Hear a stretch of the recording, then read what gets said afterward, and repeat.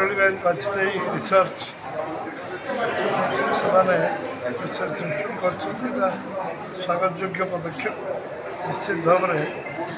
जे अटल जी हृदय सम्राट थे सब लोक विश्वसनीयतार समस्त 140 कोटी लोक विश्वास केन्द्रबिंदु थे एवं अटल जी युवजन्मा भाव भारतवर्ष जो कार्य जो कीर्ति स्थापन कर भारतवर्ष शह शह वर्ष मन रख निश्चित भाव में भारतवर्ष विकास रे जो इतिहास लिखा से संरक्षण वाजपेयी का नाम रहे समस्त सारा देश सारा विश्व सांगे नहीं चलवा जो क्षमता दक्षता भर था जोटा से करने चाहूँगे तल पर्यंत ग्राउंडेड कर दक्षता थी विचक्षणता थी से आज पर्यंत आम बहुत कम लोक देखा एक योग्य आम मार्गदर्शक आम चिंतानायक आम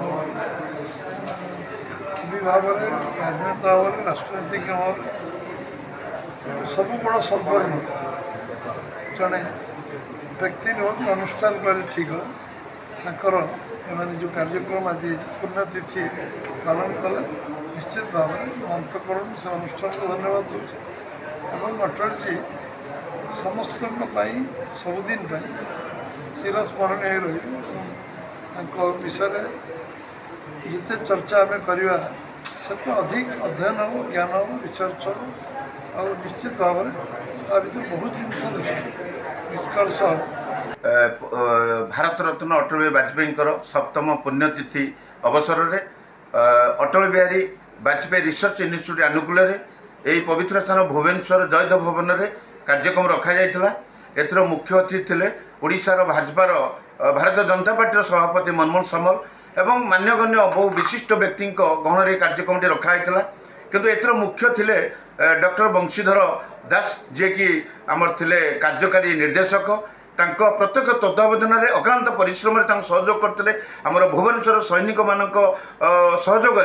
ध्रुवांत बारी और सहयोगी मान सहयोग कार्यक्रम आज रखाई जे सी जड़े होती इतिहास तांको विषय किसी कहवा असंभव इतिहास विषय आम कौन कहवा तेणु मुझे तीनोटी कथा ये कही गोटे हूँ जो रास्ता आमर तांकर हूँ मुख्य अवदान थिला एवं आउ गोटे थिला न्यू दिल्ली लाहौर जो बस रे जाई सेटार जो मीटिंग करथिले सेतिर जो सब भाषण देइथिले सेटिकार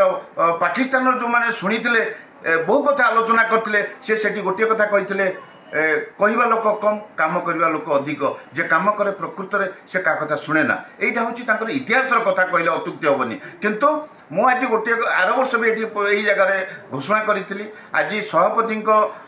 सम्मुख आज घोषणा करी निश्चय से आम कथा रखिए जेहेतु कि अटल बिहारी वाजपेयी पुरी बेलाभूमि आसी बसी आम चाहूँ से पुरी बेलाभूमि को एक पर्यटन स्थली करा जाऊ अटल बिहारी वाजपेयी एक प्रतिमूर्ति रखा जाऊ यहाँ हम आम समस्त